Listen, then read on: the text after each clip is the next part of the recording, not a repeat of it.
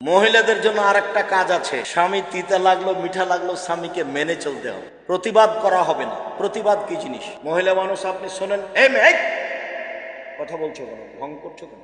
শোনেন, আপনি মহিলা মানুষ, কোন সময় প্রতিবাদ করবেন না আর অভিমান করবেন না, সংসার সুন্দর হবে। প্রতিবাদ করলে আর অভিমান করলে শয়তান আপনাকে পাগল বানাবে। অভিমান কি জিনিস?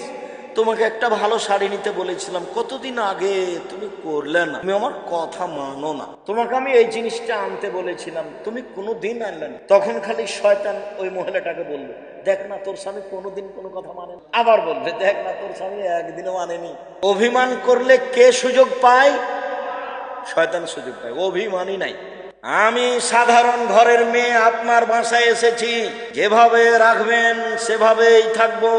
কাপড় মোটা হলেও কোনো আপত্তি নাই, চিকন হলেও কোনো আপত্তি নেই। পান্তা ভাত হোক আর গরম ভাত হোক, আমার পক্ষ থেকে কোনো